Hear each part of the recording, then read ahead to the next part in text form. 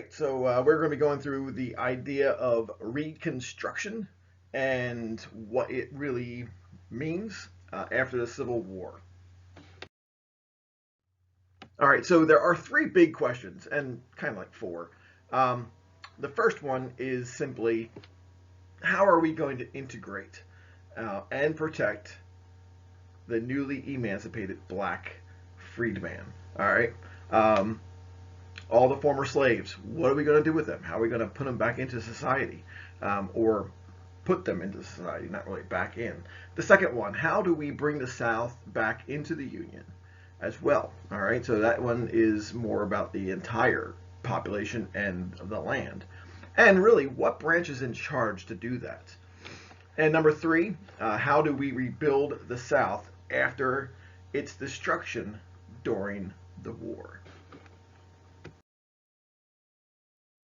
Look, fun stuff. Um, so, what is Reconstruction? Reconstruction really is the process of restoring relations with the Confederate States and make them part of the Union once again so we can all be unified as the United States of America. All right. And why? Why do we need to do this after the Civil War? Well, basically, the South is completely destroyed and all of the people are displaced. No one knows what's going on. It's kind of like mayhem. All right, so one thing I want to try and help you out with. When you are in U.S. History 2, there are certain teachers that once in a while do the idea of a problem solved equals a problem created. And I've done that a few times this year just to keep your feet wet with that. But let's think about this. The problem solved, problem created of slavery. Slavery was a problem that needed to be solved. We had slaves since 1619 in America. So what new problems do you think would exist, or what new problems would be created once slavery is abolished? So slavery abolished is the problem that is solved. All right. So it was slavery, and it's solved. Slavery is abolished. What new problems would be created from this? So think about it. Put it on pause if you want, and jot down a thought. All right. All right. So before we continue, I do have three questions here for the guys to answer and three questions for the gals. All right, so if you identify yourself as a male, answer the top three questions. If you identify as a female, then you can answer the bottom three questions. And they are listed on your notes, and then you can just answer them as you go. So, the problem solved, problem created situation. Um, what we have here is they now have former slaves, and what are you going to do with them? You know, they can't read. They have to be taught how to read. All right. So the problem solved. Um, they can't read. All right. The problem is they can't read. So you have to teach them how to read. All right. So let's pretend that they have been taught how to read. The former slaves can now read. That's the problem solved. Yay! They can read. But here's a problem created. The Southern whites are not happy. Some of the Southern whites can't read. And all of a sudden, they were on a ladder system. And all of a sudden, the rungs were taken apart off the ladder and switched. So you had individuals who were poor whites. They were pretty much the exact same equivalents as a slave. A lot of them never owned slaves in the South, these poor whites.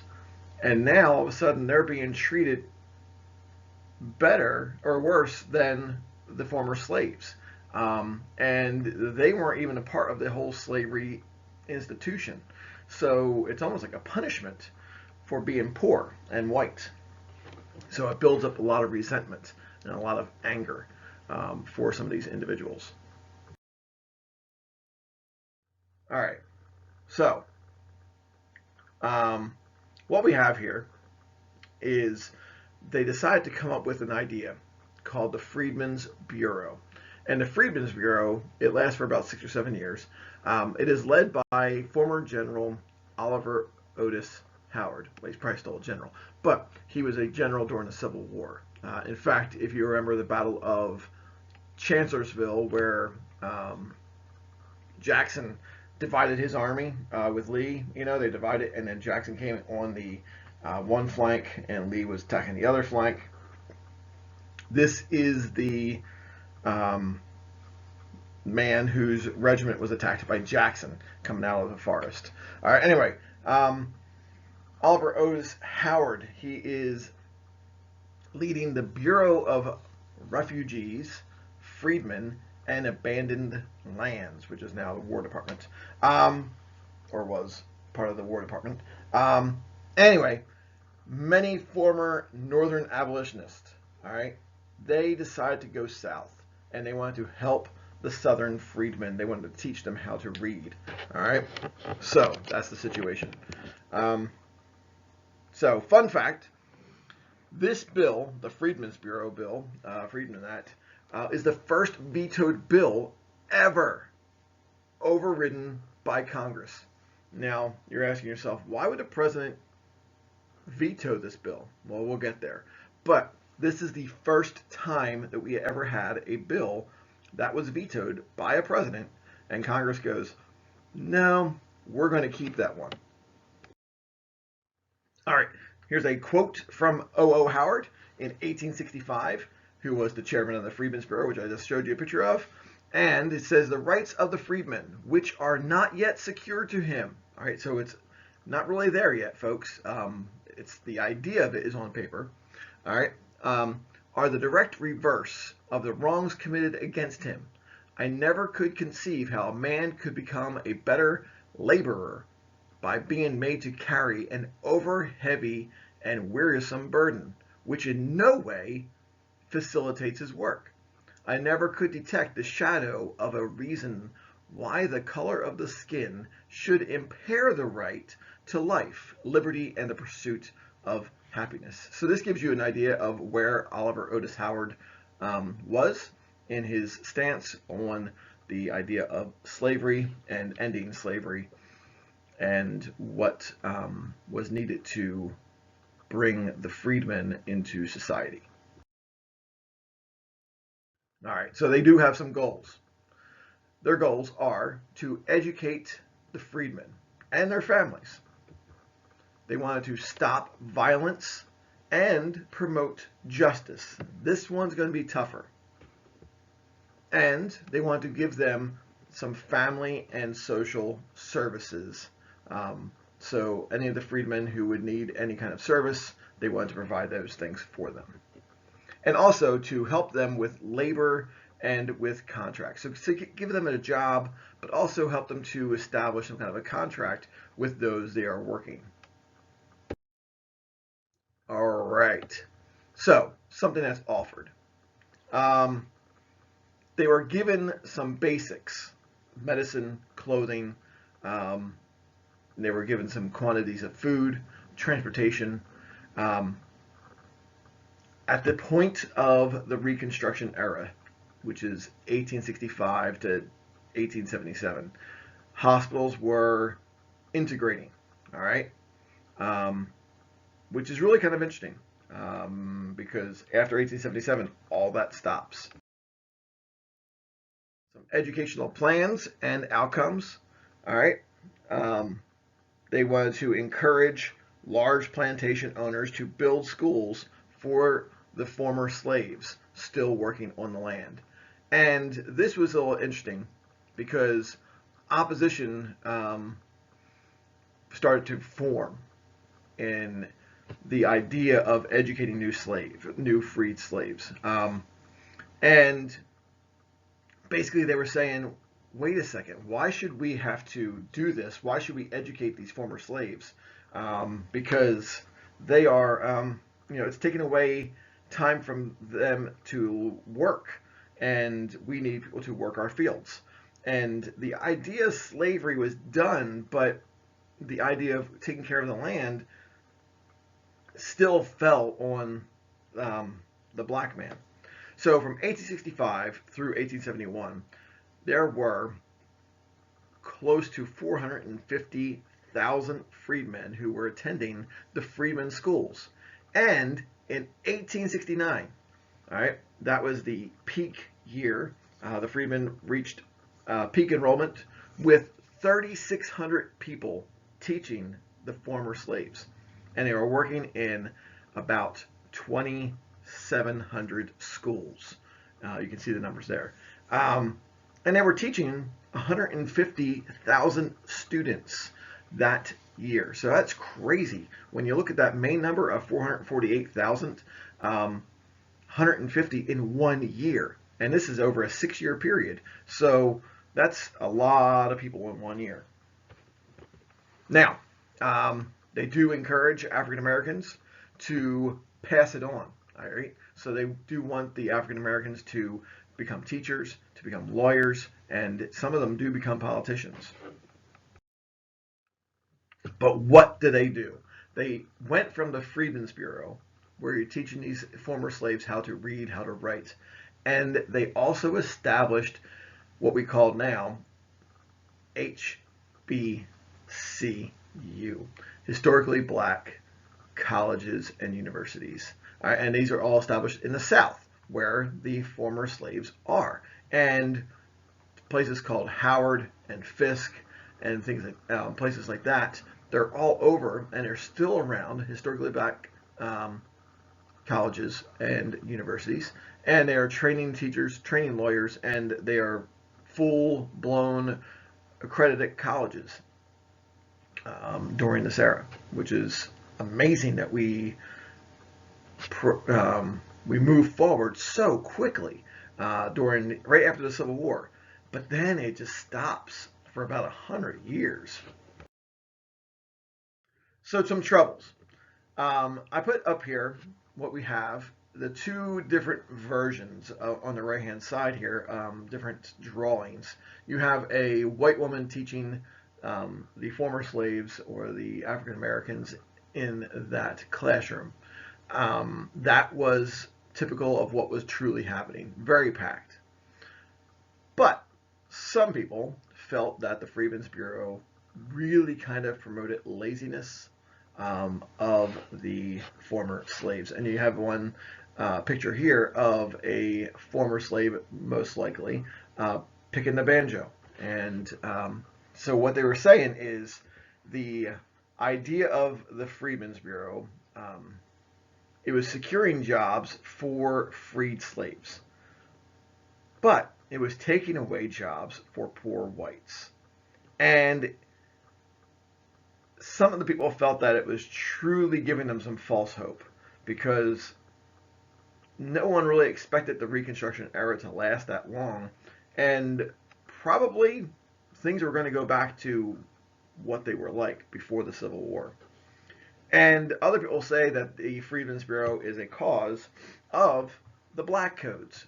And you're asking yourself, how can something that's good create the black codes? And truly what this does is it causes the poor whites and other whites in the South to come up with a list of things that they are trying to prevent from or for the former slaves. And as I said, it really does cause whites to say that the Freedmen's Bureau encourages idleness. They're not working fully to their potential. They're taking classes and things like that. And to them, to the poor whites, they're saying that education is a luxury. All right. And it also gives off a lot of false rumors, a lot of propaganda in our country. The black codes, as I was mentioning them, the purpose was to basically restore slavery. All right, so it was going to guarantee stable labor supply. Now that blacks were emancipated. All right, so we would have this group of individuals who would constantly be available for work. All right, but the whites didn't want there to be inequity on their half. All right, they wanted to have the upper hand still, so they wanted to restore a pre-emancipation system of race relations where the white is on the top and the blacks are on the bottom. So they come up with a plan, and the plan is called sharecropping, and many blacks become sharecroppers. So let's look at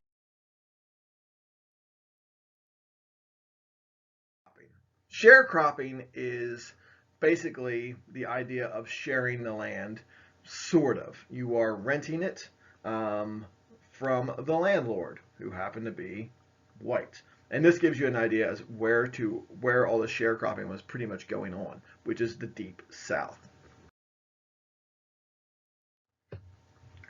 Here is the sharecropping system. All right. So you have three characters here. You have the furnishing merchant, person who is supplying the seeds, supplying the goods that you would need to farm. Then you have the tenant farmer, who is most likely a black man. And then you have the landowner, who is typically the white guy. All right. So the merchant loans tools, loans seeds, and charges up to 60% interest. Some are cheaper, but most of them do have an interest rate. All right. That would be equivalent to you and a credit card. And a credit card, a lot of them are, 15 to 25 or 30%. Can you imagine it being all the way up to 60%? All right. So the farmer needs to secure food, clothing, and other farming necessities from this merchant. All right. And that would be bought on credit. All right. And then the merchants would hold the bill, basically, as part of, you'll pay me when your future crops come in. All right. Now, the farmer, the former slave, and there are some poor whites in the system as well.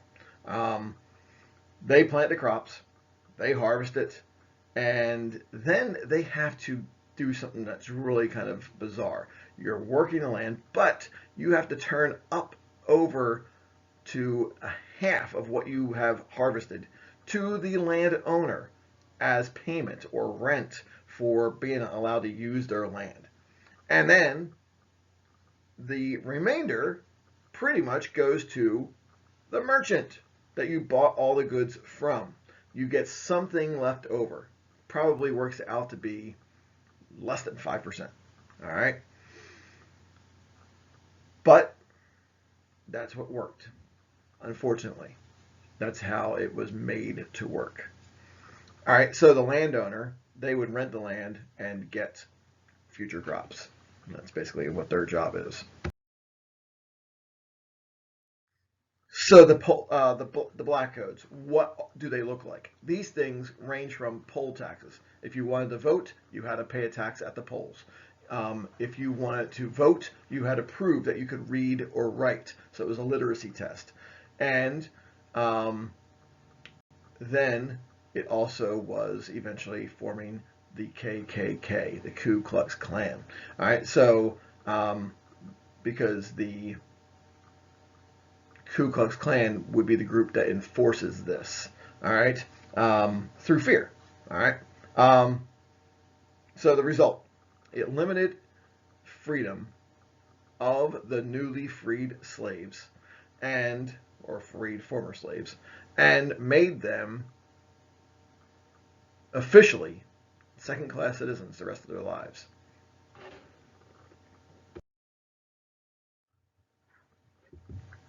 So, other black codes that you would have to deal with if you were a former slave. You had to require, the whites would require you to prove that you were employed.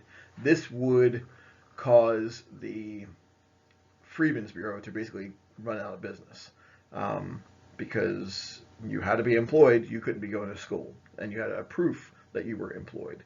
So it also limited the job opportunities, and it basically gave the jobs to the poor whites instead, which then if you didn't have the employment, then you would probably be going off to jail or some other punishment. All right. It did prohibit property rights for certain individuals, the former slaves. You could not carry weapons in public if you were a former slave. It did not allow you to serve on a jury against white people. So you could be on a jury for blacks, which that could be integrated, but you could not be a jury of your peers if it was a white individual. The black codes definitely withheld voting rights. And with that, eventually, it withholds the right for individuals to hold office. But there were some who were able to hold office at first. The man on the bottom, right above my head here, is Hiram Revels. And a lot of the individuals who were involved in Southern politics were black veterans, people who learned from the federal government through the Army. But they were politically unprepared for what was really about to happen. And due to the 15th Amendment, blacks could register and vote in certain states since 1867. There were a few states that withheld that right until the end of Reconstruction. And as I said, Hiram Revels, he's the first man to take a Senate seat. Interesting enough, he took Jefferson Davis's Senate seat.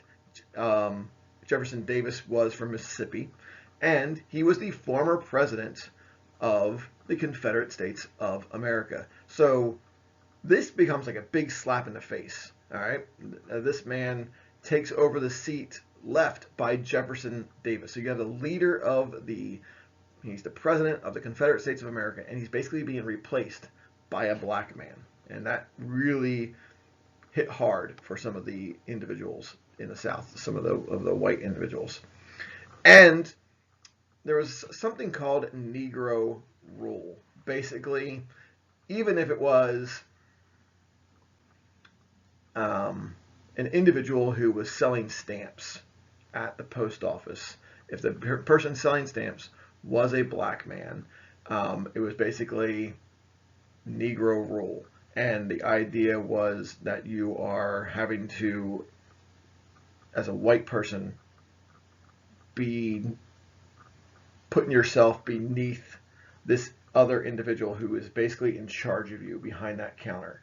All right, and so a lot of the individuals, the poor whites and the other whites in the South, were definitely against this idea, and they did not like the fact that certain former slaves were now in charge of them by selling them goods or whatever aspect that the individual might seem to be in charge of you. All right, so take a break here real quick. We're going to do a political cartoon, and basically I have 6 questions there on the notes. The guy on the bottom left is Michael Jackson in The Wiz. All right, and so what your job is simply is to answer the questions on your notes page, and you can put it on pause, take some time, and think about it. All right. We are now in our second question. How did we bring the South back, and what branch is in charge? Lincoln had a plan. Lincoln's plan was called the 10% plan. Keep this in your mind, okay? Because there's a key piece here that shows up probably 20 years later. All right, so basically what Lincoln's plan is, replace majority rule with loyal rule in the South. So what does this mean? This means there would be quick restoration. Instead of having a majority of people become the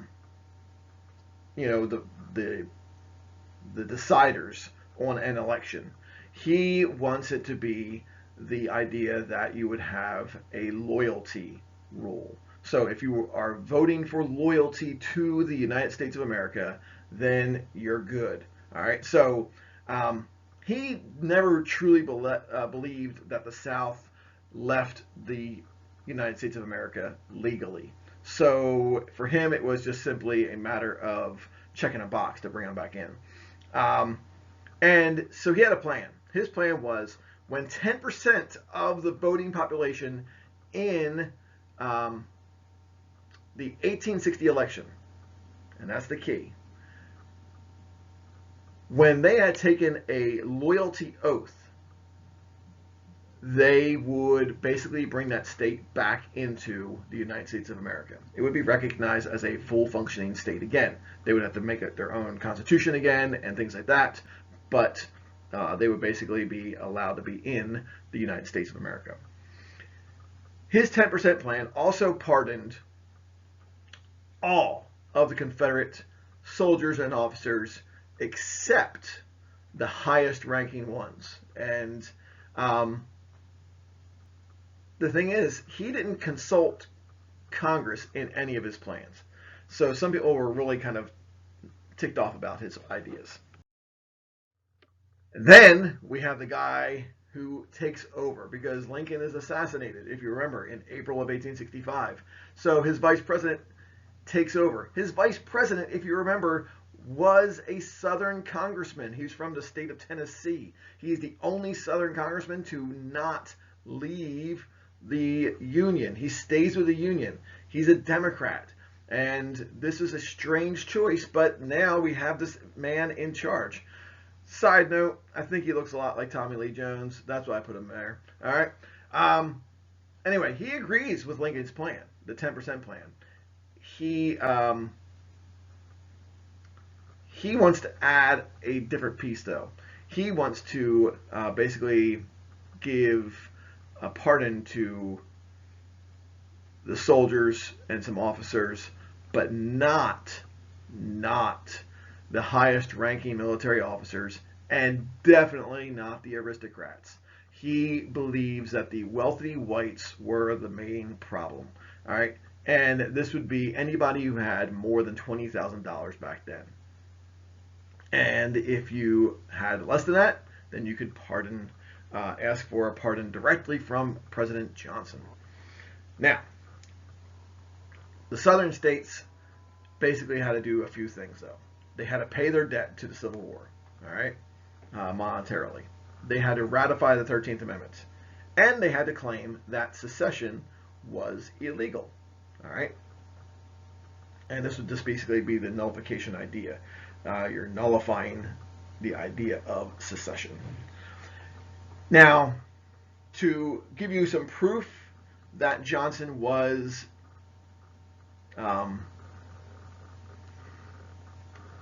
basically in it for blaming the wealthy whites, one of his quotes says, "Damn the Negroes, I am fighting these traitorous aristocrats, their masters." And this just really kind of hits home.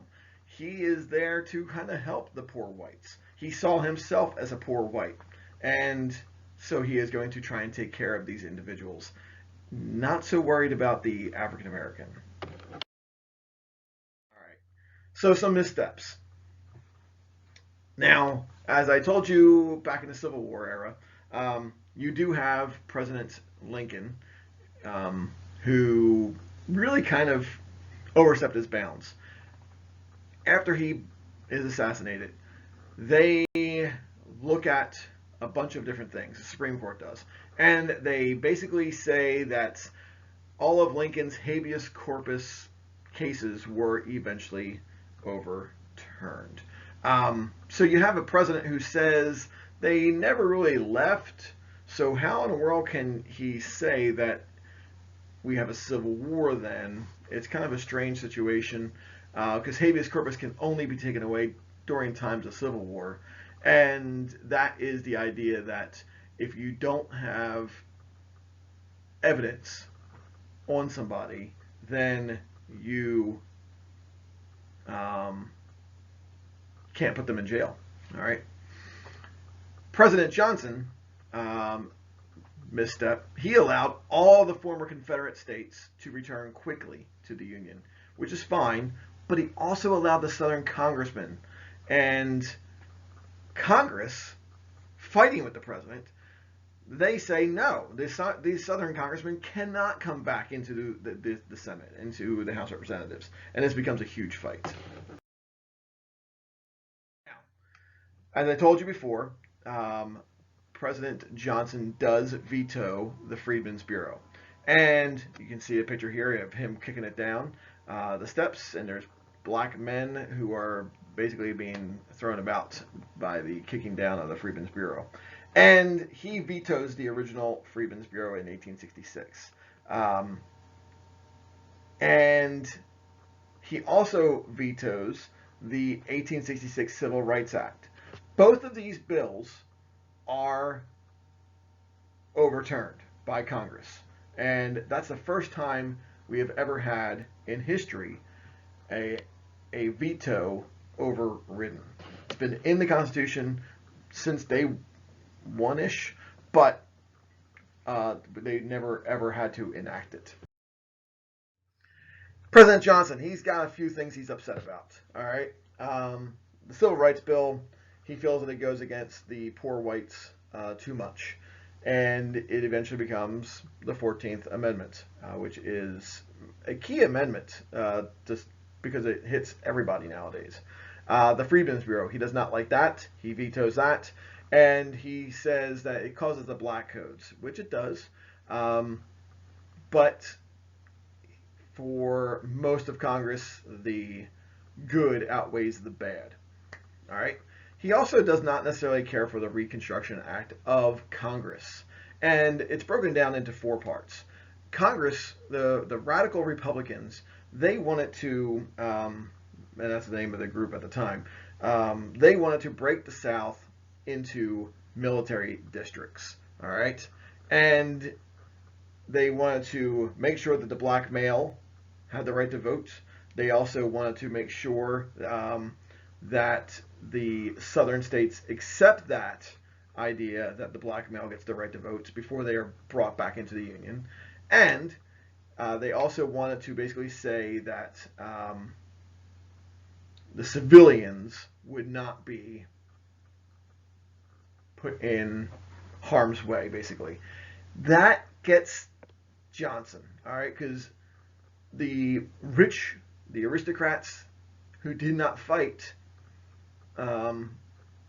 Johnson felt that they were just as much to blame, if not more so, because they're the ones who owned the slaves.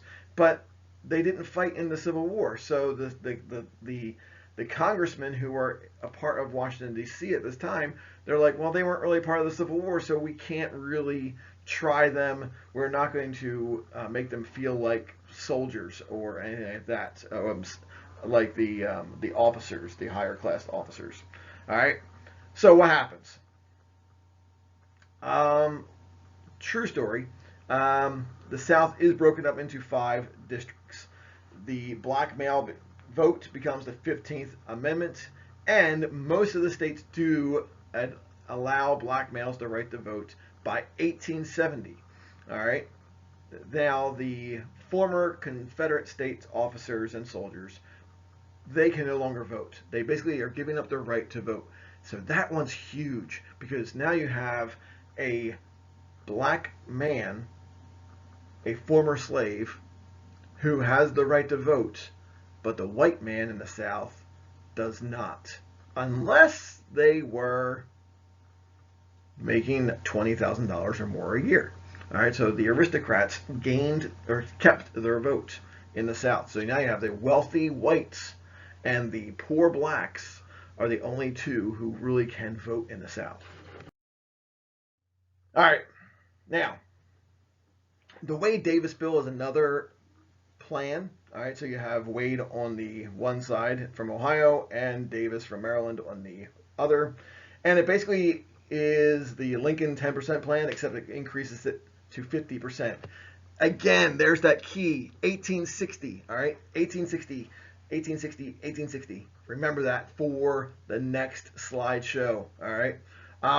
Basically, there's the situations there, and they want a military rule in the South. So radical Republicans. I told you they were called the radical Republicans, and there you are. All right. So these are the individuals who want the South to pay. All right. So some kind of retribution for what they had done with the Civil War. And they thought Congress, not the president, should be in control of Reconstruction.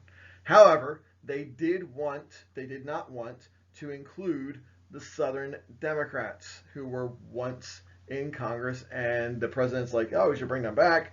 No. All right. They're like, no, no, no, no, no. All right. So their major question was, what were their conditions for the Southern states to rejoin?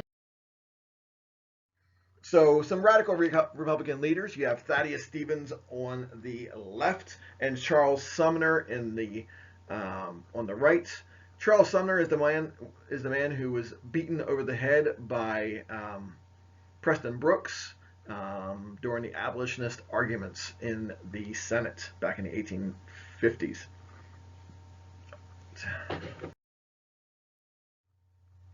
So, what do they want? They wanted a Command of the Army Act. The president must issue all Reconstruction orders through the commander of the military. So this would make it military rule. They also wanted to pass something called the Tenure of Office Act, which basically said the president could not remove any officials, especially the cabinet members, without the Senate approval, because they said we put them in office and therefore we are the ones who should take them out of office. Edwin Stanton becomes the man that Andrew Johnson wants to remove from office. And this act, the Tenure of Office Act, would leave Abraham Lincoln's cabinet intact while we have a new president, all right, which was Andrew Johnson. Andrew Johnson does not get to pick his own cabinet members. And so people are going, is that the best thing to do? Is that right? Oddly enough, he is impeached for this very situation, all right? Then in the early 1900s, 1915, 1917, 1920, something like that, I can't remember, but they declared that Tenure of Office Act to be unconstitutional. So basically, he is impeached for an act that is considered to be unconstitutional. Interesting. All right, so here are the districts I told you about, the 5 districts, and we're going to look at it, I think, again on a different slide. But basically, it would restart Reconstruction in the 10 states that are still not approving the idea of the 14th Amendment, which was that the African Americans would be citizens. And so it divides it into 5 military districts. This would be the congressional response to the idea of the Black Codes. And it is called the Military Reconstruction Act. Here are the districts, as I told you. District number 1 is Virginia. All right, that is the main district. District number 2 would be the states of the Carolinas. District number 3 would be Florida, Georgia, and Alabama. District number 4 would be Arkansas and Mississippi. And then district number 5 would be Texas and Louisiana. And then you're going, Texas is huge. Why isn't it by its own district? There's not as many people there at that time. So if you notice, Tennessee is not in a district. It's already back. All right, it's already back in the Union. All right, but it's still part of the Confederacy. So who makes up the Southern Republicans? And what we are doing here is just giving you a chart and why they want to help the South. So we have 3 groups of people. We have the Scalawags, the Carpetbaggers, and the African Americans. So Scalawags are other Southerners who worked and complied, with the Northern governments. All right. The Carpetbaggers are individuals who are from the North who move south, basically to reap the benefits and also to help some people who are in the South, obviously the African Americans.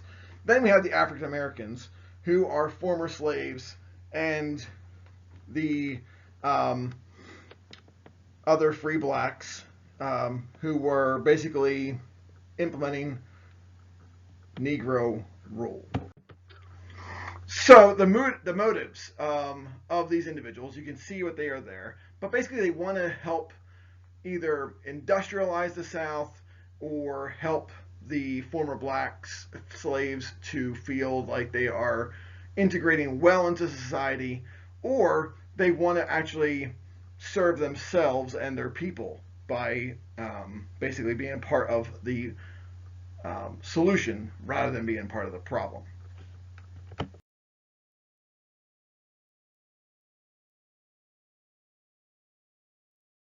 So what was passed during the Civil War amendments? For the Civil War amendments, we had the 13th, 14th, and 15th amendments that were passed. You do have the 13th, which gave the African Americans freedom. This is what abolishes slavery.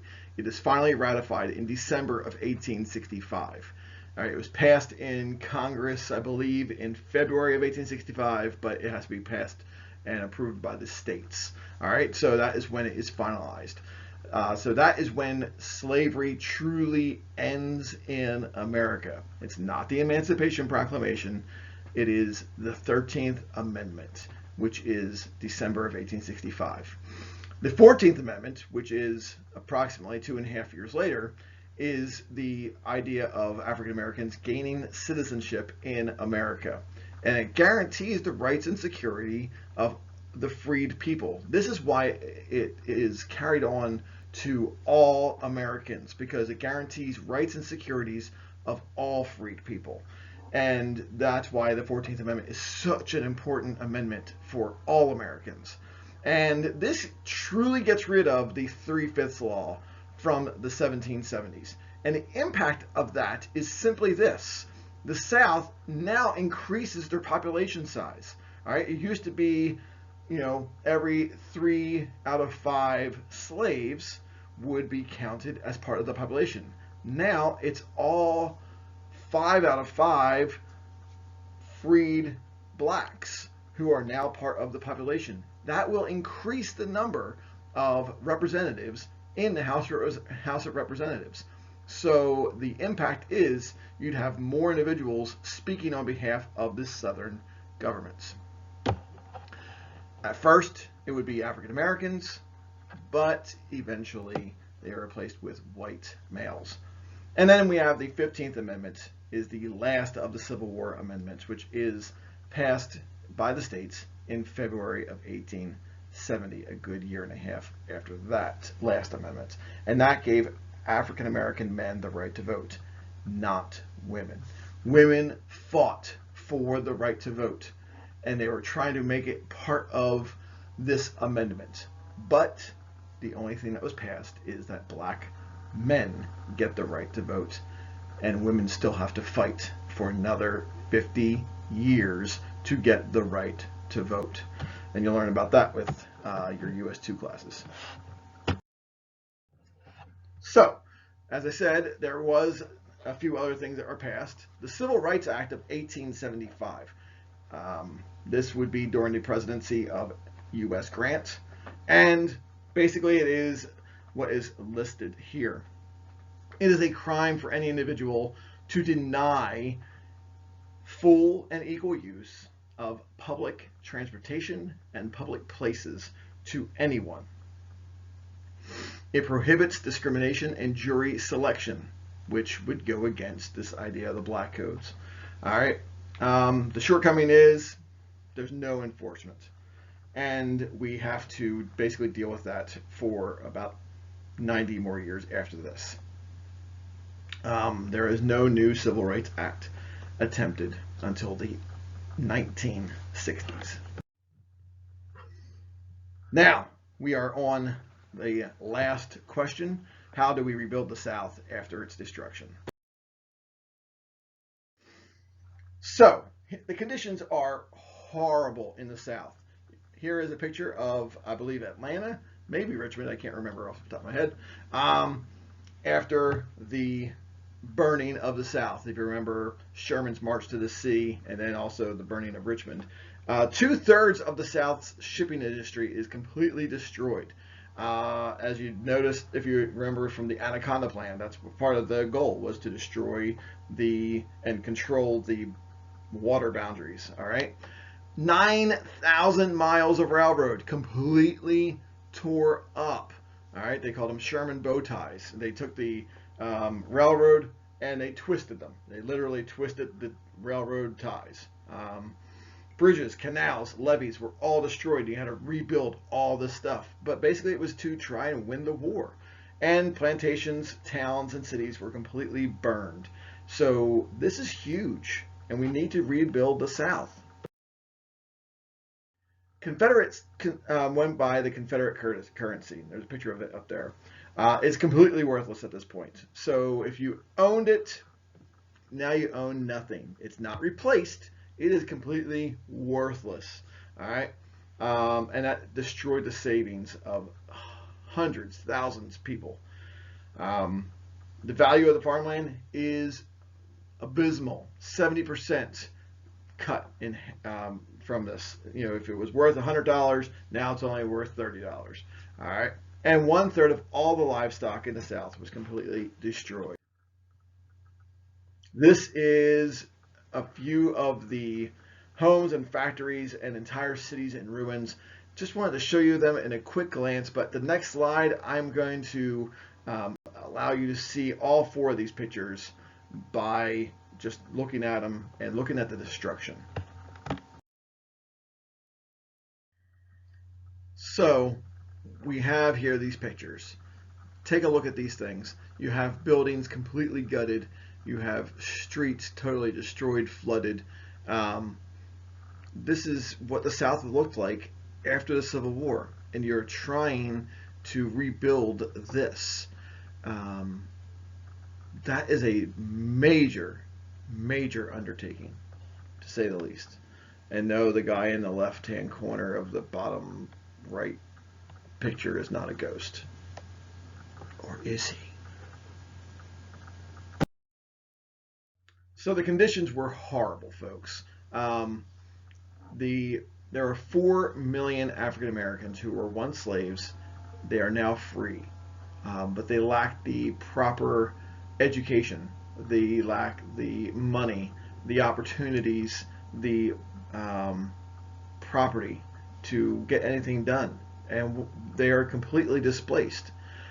They must now compete with poor white laborers for the scarce jobs that are really kind of around. While the military is in charge, they do receive them, but once the military is pulled out in 1877, they're really hard on their luck for a long time.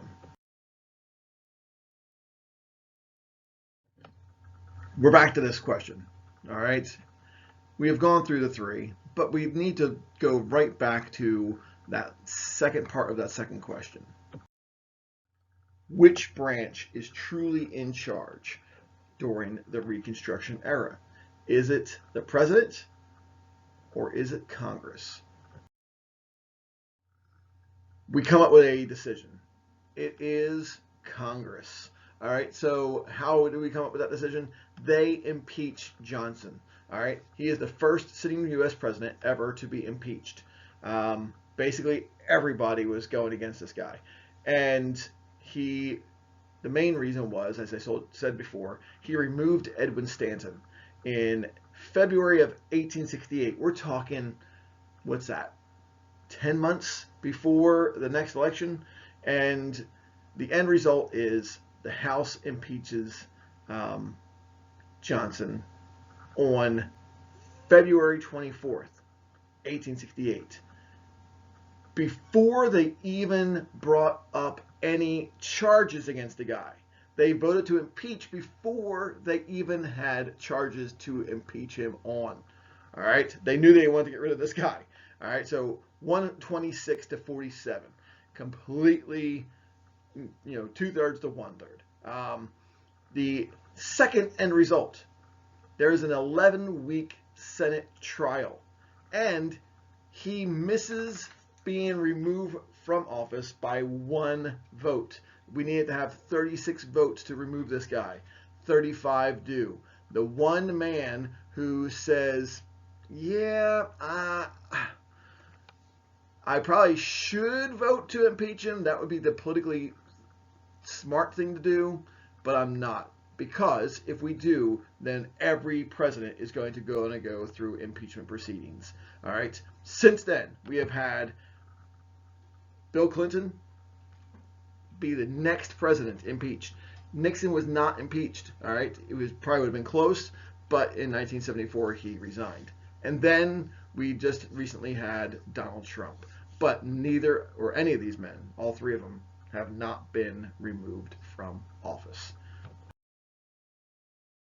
All right. So some things that he did that were good. So Andrew Johnson, he is in charge while we buy Alaska in 1867. We buy it from Russia, and it was for $7.2 million. And it is William Seward who is in charge of this purchase.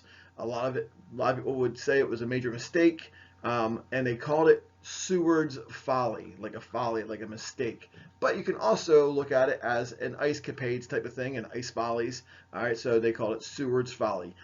If you picked Alaska up and put it on America, that's what it would look like. That is huge, folks. That is big, big, big state. All right. What I would like you to do, this is our last slide. On your notes, I have some of these questions. All right, so which of the following statements would have come from a radical Republican? All right, which would have come from a moderate Republican? And how do you know? All right, so figure out which one's moderate, figure out which one's radical, and then you can, tell me why. All right, so things to think about and to jot down, please, would be, did Reconstruction truly improve the South? And give me a reason why.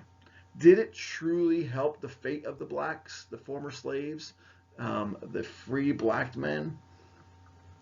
All right. How? Why? Give me your thoughts. All right. Take care. I know this was long. That's why I broke it up into 2 days. All right. So take care. Have fun. Peace. Enjoy.